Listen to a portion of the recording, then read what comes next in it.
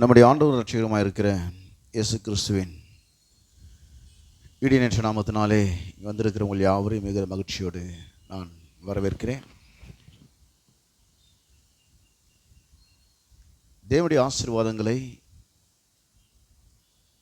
நம்முடைய வாழ்க்கையிலே நாம் பெற்று அனுபவிப்பது அல்லது தேவனுடைய அனைத்து ஆசீர்வாதங்களுக்குள் பிரவேசிப்பது என்பதை குறித்து நாம் ஒவ்வொரு வாரமும் தொடர்ச்சியாக தேவனுடைய வார்த்தையின் மூலமாக நாம் தியானித்து கொண்டு வருகிறோம்.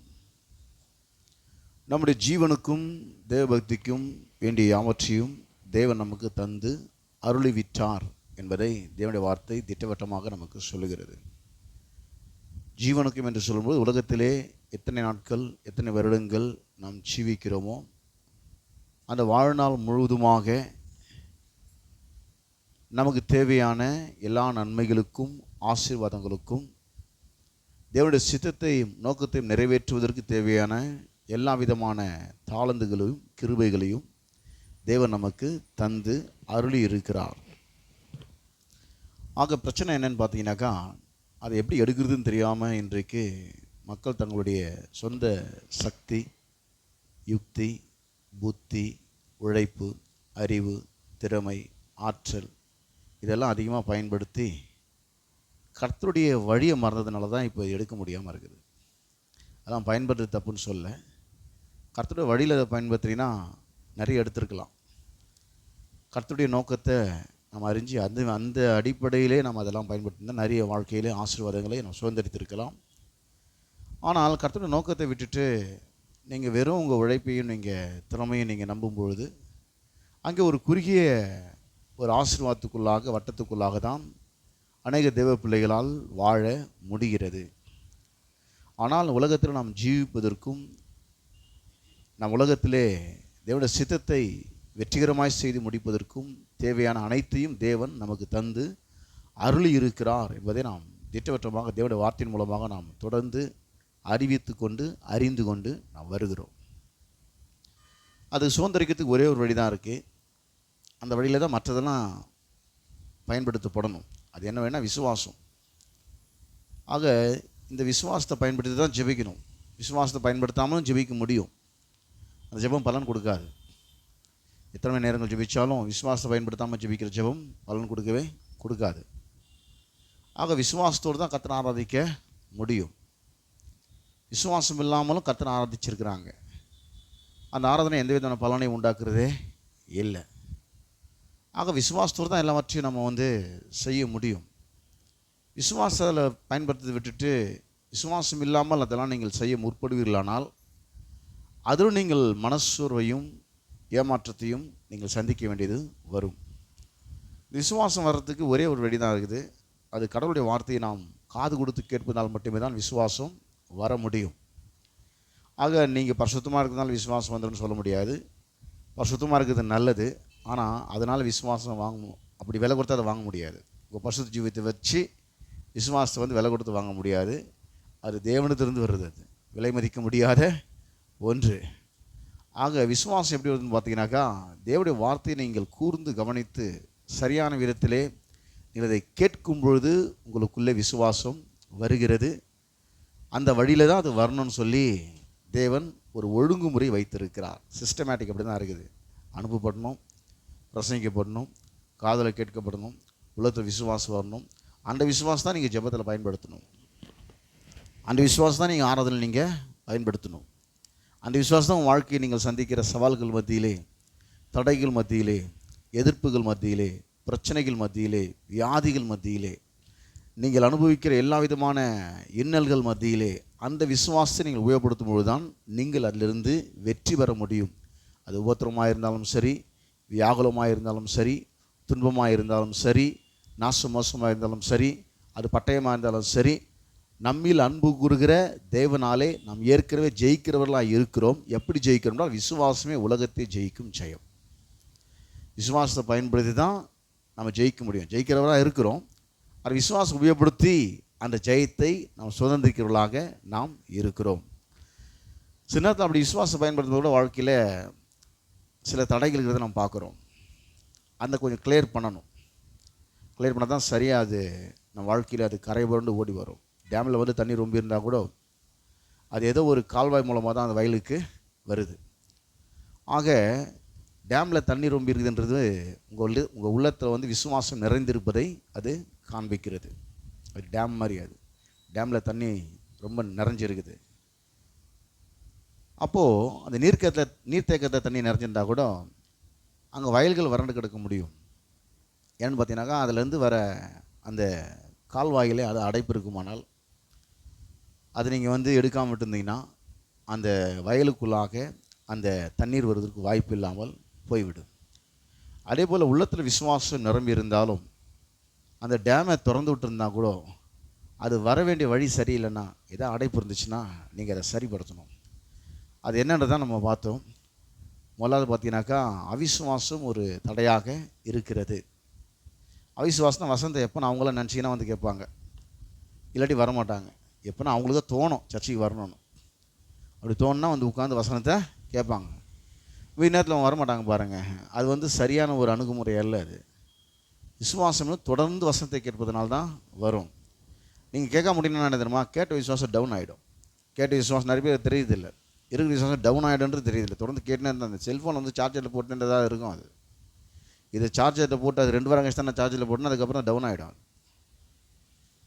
சார்ஜரில் போட்டுறேன், திரும்ப 2 வாரம் கழிச்சு நான் சார்ஜரில் போட்டேன்னாக்கா அப்போ ஒர்க் பண்ணுமா, அது ஃபுல்லாகவே பேட்டரி டவுன் ஆகிடும். அதே போல் பார்த்தீங்கன்னாக்கா விசுவாசம் வந்து வசனத்தை கேட்டுட்டு ரொம்ப நாள் நீங்கள் கேப் விட்டு திரும்ப வசனத்தை கேட்க வரும்போது ஏற்கனவே கேட்டது விசுவாசத்தை கொஞ்சம் குறைவுபட்டு தான் நீங்கள் இருப்பீர்கள். திரும்ப அந்த லெவலுக்கு வரதுக்கே அதை சார்ஜ் போடணும். அடுத்த ஸ்டெப்புக்கு கொண்டு போக முடியாது. அதை நீங்கள் பழைய நிலையில் வைக்கிறதுக்கே உங்களை வந்து நீங்கள் கேட்குற ஏற்கனவே இந்த நிலைக்கு தான் உங்களை கொண்டு வரும். அடுத்த ஸ்டெப்புக்கு உங்களை கொண்டு போகாது. அடுத்த ஸ்டெப்புக்கு நீங்கள் வரணும். விசுவாசம் தொடர்ந்து வளர்ந்துகிட்டே வர்றது. சிலதெல்லாம் வந்து வளரக்கூடியது. அறிவு வந்து வளரக்கூடியது, சரீரம் வந்து வளரக்கூடியது, சபை வந்து வளரக்கூடியது, பணம் பொருளாதாரம் இது வாழ்க்கையிலே வளரக்கூடியது. அதே போல் விசுவாசமும் வளரக்கூடியது. அப்படியே தேக்க நிலையில் இருக்காது, வளர்ந்துக்கிட்டே தான் போகும். அது எப்போ தேக்க நிலை ஆகுதுன்னு பார்த்தீங்கன்னாக்கா நீங்கள் வேலைக்கு போகாமல் சம்பாதிக்காமல் விட்டுட்டிங்கனாக்கா உங்கள் பொருளாதாரம் தேக்க நிலை அடைஞ்சிடும். ஸ்கூலுக்கே போகாமல் காலேஜுக்கே போகாமல் விட்டுட்டிங்கனாக்கா உங்கள் அறிவு கற்றுக்கொள்ளுகிற விஷயத்தில் வந்து நீங்கள் வந்து ஆர்வம் காட்டலைனாக்கா அதில் நீங்கள் தேக்க நிலை நீங்கள் அடைந்து விடுவீர்கள். எதில் வந்து நீங்கள் இன்ட்ரெஸ்ட் இல்லாமல் இருக்கிறீங்கன்னா நீங்கள் அப்படியே ஒரு தேக்க நிலையில் நீங்கள் இருப்பீங்க. அதுபோல் விசுவாசம் வந்து எப்போ வளராமல் போகுதுனாக்கா அதை கேட்பதற்கு நீங்கள் சரியான விதத்தில் நீங்கள் இடம் கொடுக்கவில்லை என்றால் அதில் நீங்கள் ஒரு தேக்க நிலை நீங்கள் அடைந்து விடுவீர்கள். அதில் தேக்க நிலை வந்து எல்லோரும் தேக்க நிலை வந்துடும். என்றைக்கு விசுவாசத்தில் தேக்க நிலை வருதோ அதில் தேக்க நிலை வந்துச்சுன்னா பொருளாதாரத்தில் தேக்க நிலை வரும், சரீர ஆரோக்கியத்தில் ஒரு தேக்க நிலை வந்துடும். அடுத்த ஸ்டெப்புக்கு உங்களால் போக முடியாது. ரொம்ப நாள் நீங்கள் அதிலே தான் இருப்பீங்க.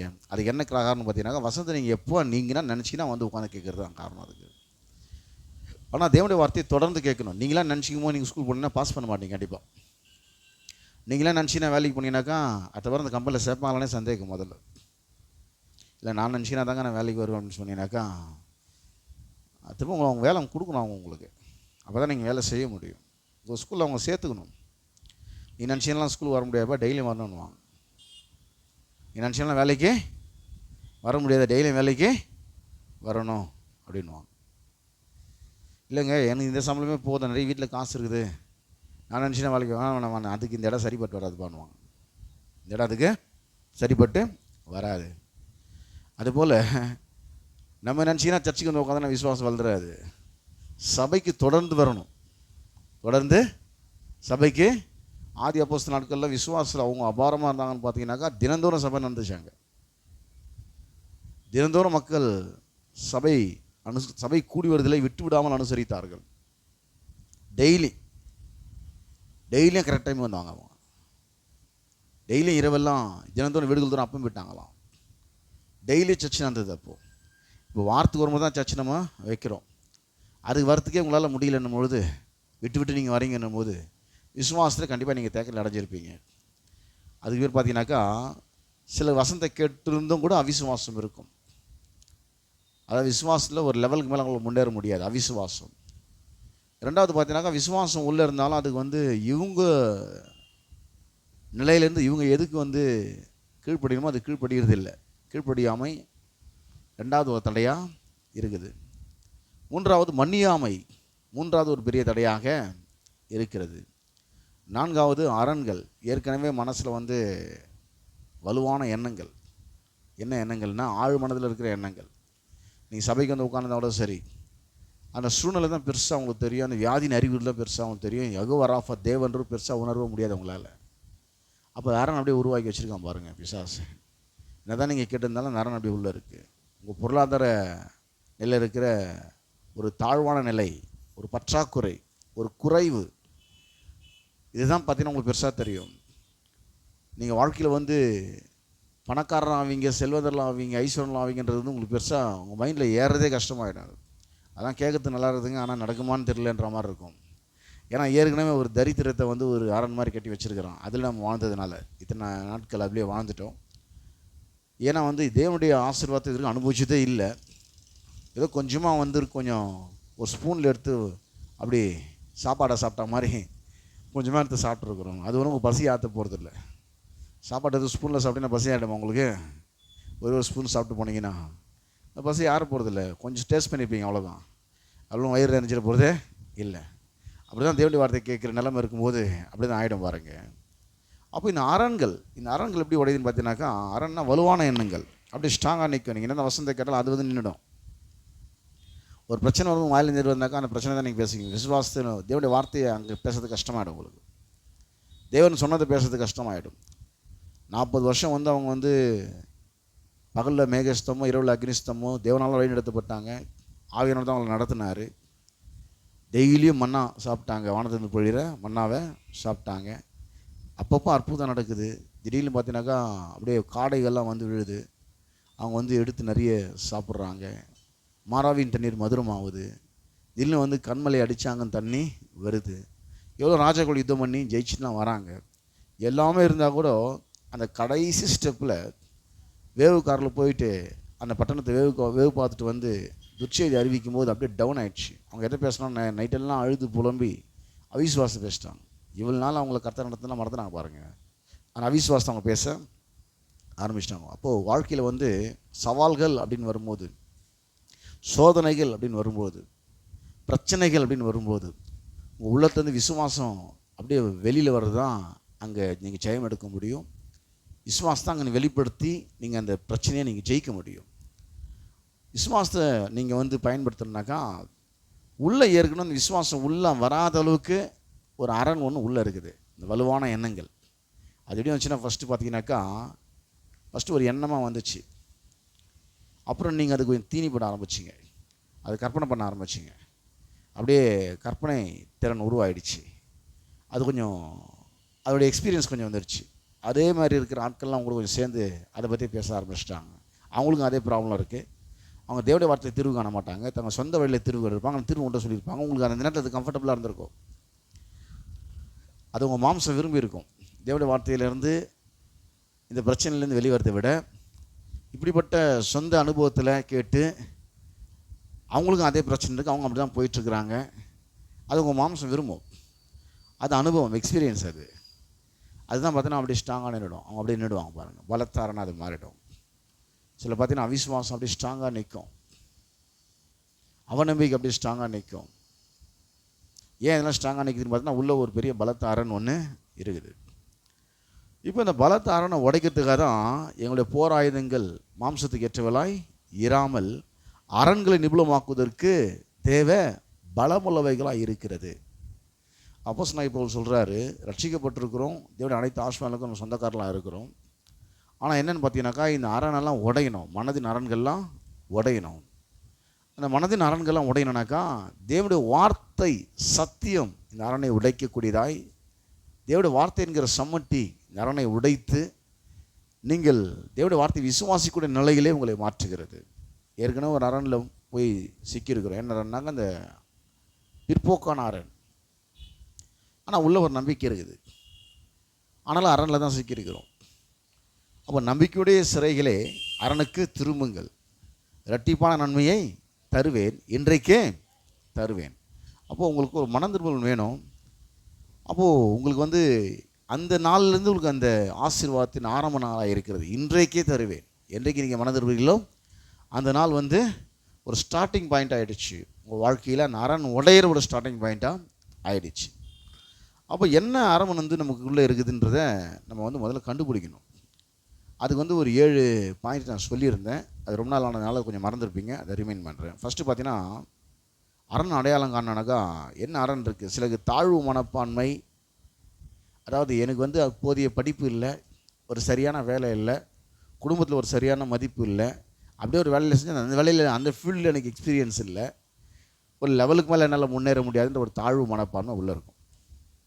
இவ்வளோ தான் என்னால் சம்பாதிக்க முடியும், இதுக்கு மேலே என்னால் அடுத்த லெவல் போகவே முடியாது. என் வரமுடினா எனக்கு தெரியாதா? நான் இவ்வளோ தான் படிச்சிருக்கிறேன், இந்த வேலை தான் செய்கிறேன், இவ்வளோ தான் என்னுடைய மாத வருமானம், இதுக்கு மேலே கொஞ்சம் கிடைக்கிறேன், அவ்வளோதான், அதுக்கு மேலே கிடைக்கிறதுக்கு வாய்ப்பே இல்லை. இதை வச்சு தான் குடும்பத்தில் ஏதாவது செலவை குறைச்சிட்டு வாழணும். அதுக்கு பேர் தான் பிசினித்தனம். இங்கே ஊதாரித்தனத்தை பெருசாக பேசுறது இல்லை, செழிப்பு பேசிகிட்டு இருக்கிறோம். செழிப்பு வேறு, ஊதாரித்தனம் வேறு. செழிப்பு வேறு, ஊதாரித்தனன்றது வேறு. பிசினித்தனத்தையும் இங்கே சரின்னு சொல்கிறது இல்லை, ஊதாரித்தனத்தையும் இங்கே சரின்னு சொல்கிறது இல்லை. ரெண்டுத்தையுமே தப்புன்னு தான் சொல்கிறோம்.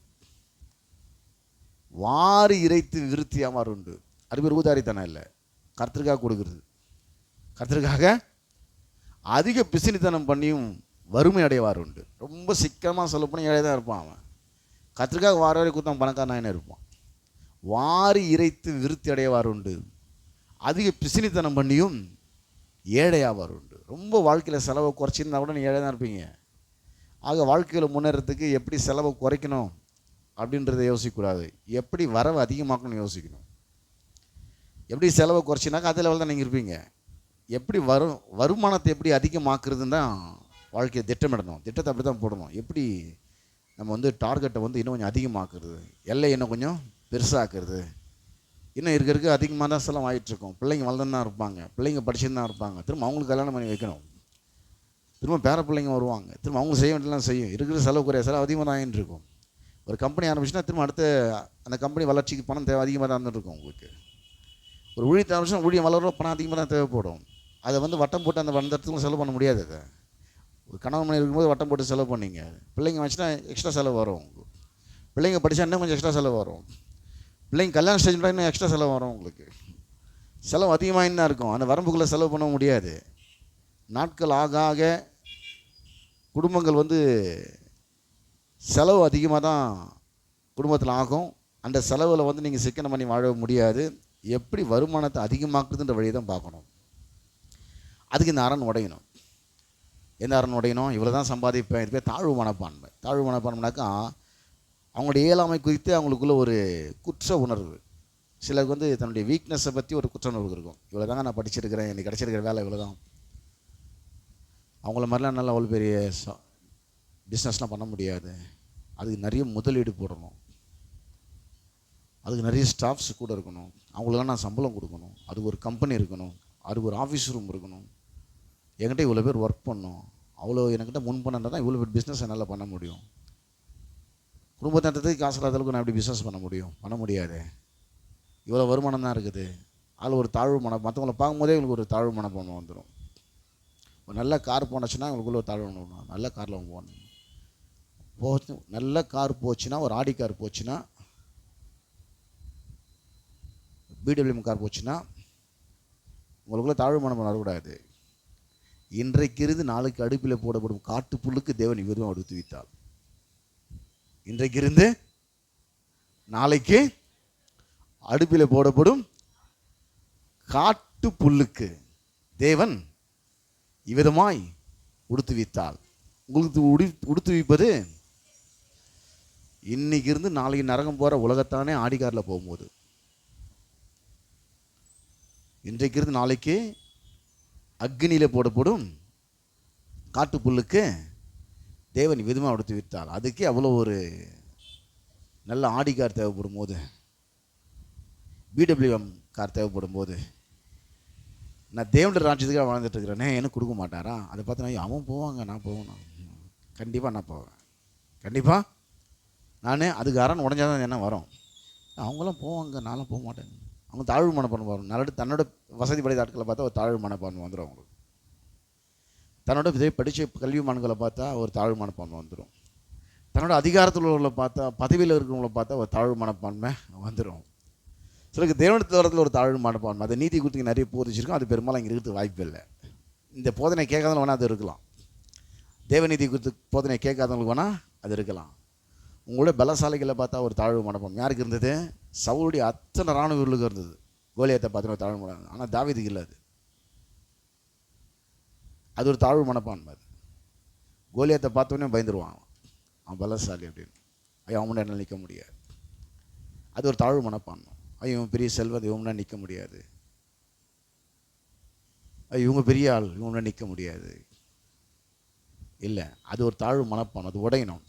உலகத்தில் இருக்கிறவனை காற்றிலும் எனக்குள்ளே இருக்கிறவர் பெரியவர். அவர் சாலமோனிலும் பெரியவர். அவனை மாதிரி வாழ்ந்தவனும் கிடையாது, சம்பாதிச்சவனும் கிடையாது, செலவழிச்சவனும் கிடையாது, அனுபவிச்சவனும் கிடையாது.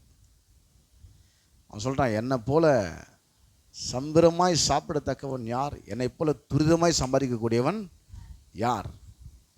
வாழ்நாள் ஃபுல்லாக போய் வேலை செஞ்சு சம்பாதிக்கிற அந்த 10 கோடி ரூபாயை நான் 10 நிமிஷம் சம்பாதிச்சிருவேன்னு. வாழ்நாள் ஃபுல்லாக வேலை செஞ்சால் கூட 10 கோடி சம்பாதிக்க முடியாது உன்னால். அதை நான் 10 நிமிஷம் சம்பாதிச்சிருவேன். அப்படி அச்சீவ் பண்ண அந்த டார்கெட் அப்படின்னா, என்னை பார்க்கல துரிதமாய் சம்பாதிக்கக்கூடியவன் யார்? என்னை போல சம்பிரமாய் சாப்பிட்டவன். என்னை போல் சாப்பிட்டவனும் கிடையாது, என்னை போல் உடுத்தணும் கிடையாது, என்னை போல் செலவு பண்ணவனும் கிடையாது, என்னை போல் சம்பாதிச்சனும் கிடையாது. சம்பாதிக்கலே திறமைசாலின்னுவான், செலவு பண்ணுறது தாராளமாக மனப்பான்மை சொல்லுவேன். செலவும் தாராளமாக பண்ணுவேன், சம்பாதிக்கும் தாராளமாக சம்பாதிப்பேன். அவனை விட பெரியவர் உங்களுக்குள்ளே இருக்கிறார். அவனை விட பெரியவர் நமக்குள்ளே இருக்கிறார். அவர் ஆபிரகாமிலும் பெரியவர், சாலமோனிலும் பெரியவர், யோனாவிலும். கர்த்தரோட ரொம்ப தூரம் போயிட்டேன், கர்த்தர் செத்துட்டு ரொம்ப தூரம் போயிட்டேன், இதுக்கப்புறம் சான்ஸே இல்லை, தூக்கி உள்ளே போட்டாச்சு, மீன் விழுங்கிடுச்சு. இல்லை, உன்னை எடுத்து பயன்படுத்துவார். உன்னை எடுத்து, ஏன்னா அவன் கர்த்தரை அறிஞ்சவன். யார் அவன்? கர்த்தரை. ஒரே டார்கெட்டு 2 பேருக்கு கொடுக்கப்பட்டுச்சு. டார்கெட் ஒன்று தான், 2 ஊழியக்காரனுக்கு கொடுக்கப்பட்டுச்சு. ஒருத்தனுக்கு நிறைய டைம் கொடுத்து அந்த டார்கெட்டை, அந்த ப்ராஜெக்டை அவனால் முடிக்க முடியாமல் அந்த ஊழியம் ஃபெயில் ஆகிடுச்சு. ஒருத்தன் சக்ஸஸ்ஃபுல்லாக முடித்தான். யாருக்கு அது ஃபெயில் ஆகிடுச்சுன்னா, யோனா கொடுத்த டார்கெட்டும் ஒரே டார்கெட் தான், நோவாவுக்கு கொடுத்த டார்கெட்டும் ஒரே டார்கெட் தான். நோவாவுக்கும் ஒரே டார்கெட் தான், யோனாவுக்கும் ஒரே டார்கெட் தான். என்ன டார்கெட்னாக்கா, போய் இந்த ஜனத்துக்கு எதிராக பிரசங்கம் பண்ணு, இதை நான் அழிக்க போகிறேன். ஆனால் இவனு நிறைய டைம் இருந்துச்சு. யாருக்கு? நோவாவுக்கு. அவன்கிட்ட என்ன இருந்துச்சு? கீழ்ப்படிதல் இருந்துச்சு. என்ன இருந்துச்சு? ஆனால் ஒன்றும் இல்லை, கர்த்தரை அறிகிற அறிவு கொஞ்சம் கம்மியாக இருந்துச்சு. அவன் கர்த்தரை அறிகிற அறிவு, 2மே பேலன்ஸில் போனோம். சிலருக்கு கர்த்தரை அறிவு இருக்கும், ஆனால் கீழ்ப்படிதல் இருக்காது. சிலர் கீழ்ப்படிதல் இருக்கும், கர்த்தரை அறிகிற அறிவு அங்கே இருக்காது. அங்கே பார்த்தீங்கன்னாக்கா நோவாவுக்கு கீழ்ப்படிச்சு. சொன்ன உடனே இது இருக்கும், மழையை பார்த்ததில்லை, யாருமே மழையே வந்ததில்லை. ஆனால் அவன் கீழ்ப்படிஞ்சான். கீழ்ப்படிஞ்சு என்ன பண்ணான்? பேடையை கட்டினான். கர்த்தர் சொன்னார், இவன் இருக்க போகுது 120 வருஷம் தானே அப்படின்னா, இதெல்லாம் 120 வருஷம் கழிச்சு பூமி அழிஞ்சிடும்ன்றார். 120 வருஷம் கழிச்சு இந்த பூமி அழிஞ்சிடும். வேதத்தில் சொல்கிறாங்க, அவன் 20 வருஷத்தில் அந்த பேடையை கட்டி முடிச்சிட்டாங்க. 100 வருஷம் பிரசங்கமே பண்ணான்றான். 100 வருஷம் பிரசங்கமே. அவன் 100 வருஷம் பண்ண பிரசங்கம் ஃபெயிலியர் ஆகிடுச்சு. இவன் போய் நினிவேல பண்ண ஒரே பிரசங்கம் சக்ஸஸ்ஃபுல் ஆகிடுச்சு. யார் போய் பண்ணது? யோனாவுடைய பிரசங்கத்தில் 1,20,000 பேருக்கு மேலே ரட்சிக்கப்பட்டாங்க, மனம் திரும்பினாங்க. ஆனால் இவன் பிரசங்கத்தில் இவங்க குடும்பத்துக்கு 8 பேர் தவிர யாரும் உள்ளே போக இல்லை. அப்போ என்ன அங்கே பிரச்சனைன்னு பார்த்தீங்கன்னாக்கா, தேவன் அறிகிற அறிவு யாருக்கு இருந்துச்சுனாக்கா, யோனாவுக்கு இருந்துச்சு. இந்த இரக்கமுள்ள தேவன் என்பதை நான் அறிவேன், இரக்கமுள்ள தேவன் என்பதை நான் அறிவேன். நீங்கள் தீங்குக்காக மனஸ்தாப்படுற தேவன் என்பதை நான் அறிவேன். இப்படி தான் சொல்லுவீங்க. அவன் மனதிட்ட நீங்கள் மன்னிச்சு அவனை ஏற்றுப்பீங்கன்னு எனக்கு தெரியும் ஆண்டவர். என்ன அப்போது தேவனுடைய இரக்கத்தை பற்றி நிறைய அறிவு யாருக்கு இருந்துச்சு? யோனாவுக்கு இருந்துச்சு. நோவாவுக்கு என்ன இல்லை, எப்படியும் தேவன் அழிச்சிட போகிறாரு, போய் பிரசங்கம் பண்ண சொன்னால் பண்ணிடலாம், இப்போ பண்ணிட்டு தான். அப்போ அவனுடைய ஊழியம் அங்கே தோல்வி அடைஞ்சு போச்சு, இவனுடைய ஊழியம் அங்கே வெற்றிகரமாக. அப்போ இதுக்கெல்லாம் என்ன காரணம் பார்த்தீங்கன்னாக்கா, இவனுக்குள்ளே அந்த தாழ்வு மனப்பான்மை இல்லை. யாருக்குள்ளே இல்லை? யோனாவுக்குள்ளே இல்லவே இல்லை.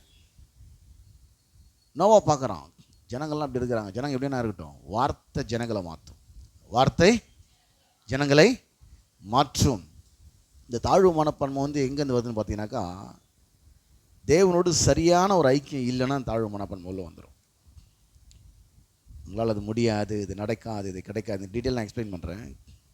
இப்போ கொஞ்சம் ஏற்கனவே சொன்னதே கொஞ்சம் சொல்லி ரிமைண்ட் பண்ணணும். அப்போ தான் அதை டீட்டெயில் எக்ஸ்பிளைன் பண்ண முடியும். தாழ்வான டீட்டெயிலாக பேசினா தான் அது புரியும். இப்போ நான் சுருக்கம் அவுட்லைன் மாதிரி சொல்லிட்டு இருக்கிறேன். ரெண்டாவது பார்த்தீங்கன்னாக்கா என்ன பண்ணோன்னாக்கா, இந்த அரணை உடைக்கிறதுக்கு மனம் திரும்பணும். என்ன பண்ணணும்? இந்த அரண் வந்து தானாக உருவாகல. நான் தான் பல முறை அந்த தரித்திர எண்ணத்துக்கு, அந்த வியாதி குறித்த எக்ஸ்பீரியன்ஸ்ஃபுல் ஆட்கள் சொன்ன வார்த்தையை எண்ணத்துக்கு நான் தான் இடம் கொடுத்தேன். நான் தான் பல முறை அதை வந்து இதை தியானிக்கு பதிலாக அதை தியானிச்சிட்டேன். தெய்வீக சுகத்தை தியானிக்கு பதிலாக என் வியாதி எவ்வளோ பெருசுன்னு தியானிச்சிட்டேன். இதை தியானம் பண்ணியிருக்கணும். எதை? நானே ஒன்று பரிகாரியாகிய கர்த்தன்றதை தியானம் பண்ணிடணும். ரிப்போர்ட் என்ன சொல்கிறதுன்னு ரொம்ப நேரம் பார்த்துட்டேன். நான் ரிப்போர்ட்டு பார்த்தது தப்பு இல்லை, இந்த ரிப்போர்ட்டை ரொம்ப நேரம் பார்த்துருக்கணும். அப்போ அந்த ரிப்போர்ட் என்ன பண்ணோம்? மாறி இருக்கும். இந்த ரிப்போர்ட்டை நீங்கள் பார்த்தீங்கன்னாக்கா, அவருடைய தழும்புகளால் நான் சுகமாக இருக்கிற ரிப்போர்ட்டை நீங்கள் ரொம்ப டீட்டெயிலாக பார்த்தீங்கன்னா அந்த ரிப்போர்ட் மாறிடும். நீங்கள் இந்த ரிப்போர்ட்டை பார்க்கறதில்ல சரியா, அந்த ரிப்போர்ட்டை பார்த்தாலும் இப்போ அந்த ரிப்போர்ட்டு அப்படியே நிற்குது. அப்போ முதல்ல மனம் திரும்பணும். நம்ம ஒத்துக்கணும். ஃபஸ்ட்டு ஒரு நோயாளிக்கு சுகம் கிடைக்குன்னா அவருக்கு அந்த நோய் இருக்குன்னு முதல்ல அவர் ஒத்துக்கணும். இல்லைங்க எனக்கு வியாதியே இல்லைங்க, நான் ட்ரீட்மெண்ட் தோழிக்க மாட்டேன், சுகமாக மாட்டார். அவர் இப்படியே பேசினாலும் சுகமாக மாட்டார். அவர் சுகமாகனா 2 காரியம் செய்யணும். எனக்கு அந்த வியாதி இருக்குன்னு முதல்ல ஒத்துக்கணும். அவர் எனக்கு அந்த வியாதி கேன்சர் அதெல்லாம் இருக்கிறது வாய்ப்பே இல்லைங்க. யாரை பார்த்துனா சொல்லிட்டீங்க நீங்கள்? அதெல்லாம் இருக்காதுங்க. டிபியா? அதெல்லாம் இருக்கிறது வாய்ப்பே இல்லைங்க, சான்ஸே இல்லை. இல்லைப்பா அவனுக்கு டிபி இருக்குது. அதெல்லாம் இருக்காது, அதெல்லாம் இருக்காது. இருக்குதுப்பா டாக்டர். இல்லை டாக்டர் ட்ரீட்மெண்ட் பண்ண முடியாது. பேஷண்ட் ஒத்துழைக்காமல் ட்ரீட்மெண்ட் அவரால் பண்ணவே முடியாது. அப்படி பண்ணவும் கூடாது. முதல்ல வந்து ஒத்துக்கணும். பாருங்கள் என்ன பண்ணால், நான் ஆண்டவரே இந்த அரணுக்கு நான் தான் இடம் கொடுத்தேன். பல முறை இதை நான் சிந்தித்தேன். அது சம்மந்தமான நாட்களோடு நான் சவகாசம் வச்சேன். இதே பிரச்சனை நாட்களோடு கூட ஒரு நோயாளி போய் நோயாளி கூட சேர்ந்தா நோய் அதிகமாக தான் ஆகிடும். அவன் மருத்துவமனைக்கு வரணும். எங்கே வரணும்? ஒரு பாவி போய் பாவியோடு சேர்ந்தான்னாக்கா பாவம் அதிகமாக தான் ஆகிடும். ஒரு குடிகாரன் போய் குடிகாரனோடு சேர்ந்துருந்தான்னாக்கா, அதே போல் ஒரு அவிசுவாசி போய் அவிசுவாசியோட விசுவாசி வளசனத்தில் வளர ஆட்களோட சகவாசம் அதிகமாக இருந்துச்சுனாக்கா அப்படி தான் இருக்கும். அவங்க இம்ப்ரூவ்மெண்ட் இருக்காது. அவங்களுக்குள்ள இம்ப்ரூவ்மெண்ட் இருக்குனாங்க அவங்க இங்கே வரணும். அவங்கள வளர வைக்கக்கூடிய இடத்துக்கு அவங்க வரணும். இங்கே வரணும். அவங்கள வந்து வளர்ச்சி அடைய செய்யக்கூடிய இடத்துக்கு அவங்க வந்து அங்கே அவங்க அதிக நேரத்தை செலவழிக்கணும். அப்போ தான் ஒரு ஸ்டெப்பாக அவங்க முன்னேறுவாங்க. அப்போ மனம் திரும்பணும். முதல்ல என்ன பண்ணணும்? மனம் திரும்பணும், ஒத்துக்கணும். இதை பற்றி டீட்டெயிலாக பேசுகிறேன். மூன்றாவது பார்த்தீங்கன்னா, தேவனுடைய வார்த்தையை நம்ம பட்டயத்தை எடுக்கணும். தேவனுடைய வார்த்தை ரெண்டும் செய்யும். பாதுகாக்கிற ஆயுதமும் அதுதான், தாக்கும் ஆயுதமும் அதுதான். கேடகமும் விசுவாசம்தான், ஆவியின் பட்டயமும் தேவனுடைய வார்த்தை தான். கேடகம் எப்படி? விசுவாசனுடைய வசனத்தை கேட்கறதுனால வருது. அப்போ தேவனுடைய வார்த்தையினால் தான் அந்த பிரச்சனையை சால்வ் பண்ண முடியும் அப்படின்னு தெரிஞ்சுக்கணும். தேவனுடைய வார்த்தை கேட்டு அப்படி இருந்துடக்கூடாது, அதை ஜெபமாக்கணும். சில நேரம் ஜெபத்தால் மட்டும் அந்த பிரச்சனை சால்வ் பண்ணுற முடியாது. இயேசுக்கிட்ட ஒருத்தவங்க வராங்க. ஒரு யார் வந்ததுனாக்கா சீஷனுக்கு வராங்க. ஏன்னா அந்த நபர் வந்து இயேசுக்கிட்ட வந்துட்டாங்க. சீஷரெல்லாம் முடியாமல் போச்சு, ஒரு பிசாசு தொத்த முடியாமல் போயிடுச்சு. நேரம் வந்து, ஆண்டவரே என் குமாரனுக்கு வந்து பிசாசு பிடிச்சிச்சு, சீஷன்கிட்ட கொண்டு வந்தேன், அவங்களால அது முடியல ஆண்டவர். சரி வான்னு இயேசு துரத்தி விட்டார். துரத்தி விட்டதுக்கப்புறம் அவங்க வந்து கேட்குறாங்க, அந்த பிசாசை எங்களால் தொத்த முடியாமல் போச்சு, அடிக்காரெல்லாம் கொடுத்தீங்க, நாங்கள் வேலை செய்யலையான்னு. சில வகை பிசாசு, இந்த வகையான ஜாதி பிசாசு உபவாசத்தால் ஜெபத்தினாலும் மொழிய வேறொன்றிலும் புறப்பட்டு அப்படின்னா நிறைய பிசாசுக்குது, நிறைய பிசாசு.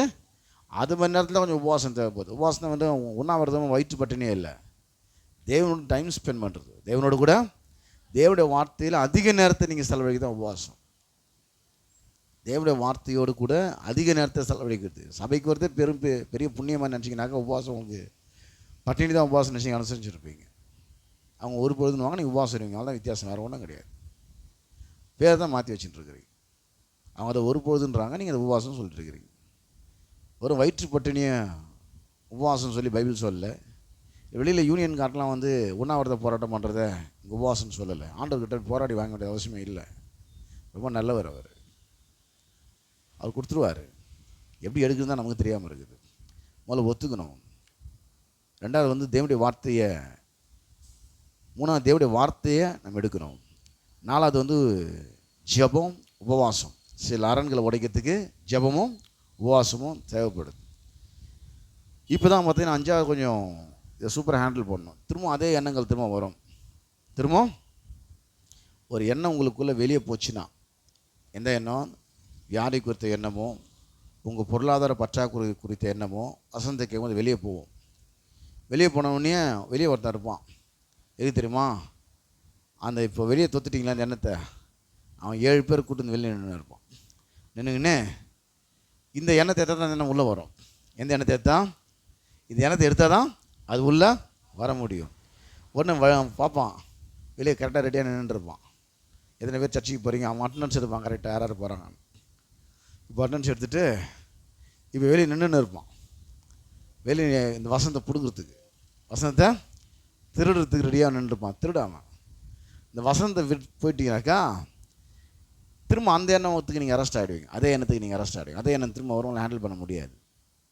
இப்போது திரும்ப அந்த எண்ணம் வரும்போது அந்த எண்ணத்தை நீங்கள் அரெஸ்ட் பண்ணாக்கா உள்ளே எம்டியாக இருக்கக்கூடாது. வசனத்தை போட்டு ஃபில் பண்ணி வச்சிடணும். என்ன பண்ணோம்? வசனத்தை போட்டு தேவன் அது மாதிரி ஃபில் பண்ணி வச்சிருந்தாக்கா அந்த எண்ணத்தை நீங்கள் அரெஸ்ட் பண்ணலாம். அந்த எண்ணத்தை நீங்கள் அரெஸ்ட் பண்ணி வைக்க தரணும் உங்களுக்கு. இல்லாட்டி ஒரு நாள் ஃபுல்லாக உங்களை அதை அரெஸ்ட் பண்ணி வச்சிடும். அந்த கவலைன்ற எண்ணம், குழப்பன்ற எண்ணம், எப்படி இதை சமாளிக்க போகிறோம் அப்படின்ற எண்ணம், எப்படி தேவை சந்திக்கப்படும் அப்படின்ற எண்ணம். அவன் எண்ணத்தை அரெஸ்ட் பண்ணனா இன்னொரு வழி இருக்குது. அதான் பார்த்தீங்கன்னாக்கா 6வது, புதிய வார்த்தையினால், தேவடைய வார்த்தை என்கிற எண்ணத்தினால் அப்படியே மைண்டை ஃபில் பண்ணணும். எதில் ஃபில் பண்ணணும்? இப்போ ஒரு டம்ளரில் பார்த்தீங்கன்னாக்கா ஒரு கஷாயம் இருக்குது. இப்போ அந்த கஷாயத்தில் எடுத்து ஊற்றிட்டீங்க, எம்டி ஆயிடுச்சு. திரும்ப அதில் நல்லதை ஊற்றணும். நல்லதை திரும்ப அதில் ஃபில் பண்ணுறதுக்கு வாய்ப்பு இல்லை. அதில் ரொம்ப இருந்துச்சுனாக்கா ஃபில் பண்ணுறதுக்கு, அது காலியாக இருந்துச்சுனாக்கா ஃபில் பண்ணுறதுக்கு வாய்ப்பு இருக்குது. அப்போ என்ன பார்த்தீங்கன்னாக்கா புதிய வார்த்தையினால், தேவடைய வார்த்தையினால் நம்ம நம்ம மனதை புதுப்பித்து கொண்டு மைண்ட் ரெனோவேஷன் ஆகினே இருக்கணும் பாருங்கள். அதுக்கப்புறம் அது கீழ்ப்படி நான் ஒபே பண்ணணும். இதெல்லாம் பண்ண அரண் உடையும். இதை விலக்கி பிரசங்கம் பண்ணணும். இந்த அவுட்லைன் என்ன சொன்னது ரொம்ப நாள் ஆனதுனால மறந்துருக்கும். இதை விலக்கி அடுத்த வாரம் பிரசங்கம் பண்ணுவோம்.